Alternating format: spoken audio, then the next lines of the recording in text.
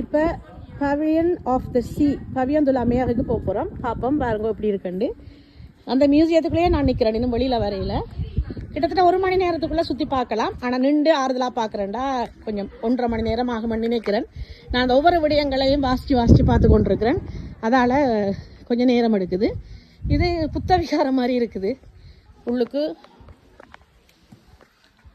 என்ன இருக்குன்னு எனக்கு தெரியல. ஆனால் எங்களுடைய பைரவர் கோயில் மாதிரியும் மேலே புத்த விகார என்ற வடிவத்திலையும் இருக்குது. இது ஒருவருடைய சமாதி. இந்த சமாதிக்குள்ள மனிதருடைய குடும்பத்தை சார்ந்தவர்கள் ஆண்டுக்கு ஒருக்கா வந்து அந்த நினைவு நாளை கொண்டாடிட்டு போகினோமா, விளக்கேற்றி மெழுகுதிரி ஏற்றி அந்த இதை கொண்டாடிட்டு போகினோமா. இனி உள்ளுக்கு போவோம். இந்த நாட்டின் சின்னமாக அமைக்கப்பட்டிருக்கிற அந்த பால்மியை மரம், எனக்கு பிடிச்ச கடுதாசி மரம்.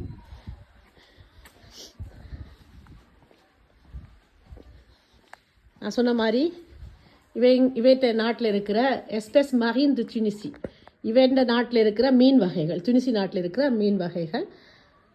கூடுதலாக ஃப்ரான்ஸ்லையும் இதில் இருக்குது. இது எனக்கு எதை சொல்லியிருக்கணும் விளங்கையில். ஆனால் கடல் சார்ந்த மீனவர்களுடைய ஒரு நம்பிக்கையாக பார்க்கப்படுது. ஒரு பானையை கட்டி அதில் போட்டுட்டு போகிற மாதிரியும், பிறகு அதை மீட்டெடுக்க அதில் இருக்க தங்களுக்கு ஒரு நல்ல ஒரு சக்தியோ அல்லது ஒரு நல்ல ஒரு விடயம் கிடைக்கிற மாதிரியும் நம்பப்படுதுன்னு சொல்லப்படுது. ஆனால் எனக்கு விளங்கையில் அது என்ன மாதிரின்னு சொல்லப்பட்டிருக்கேன்.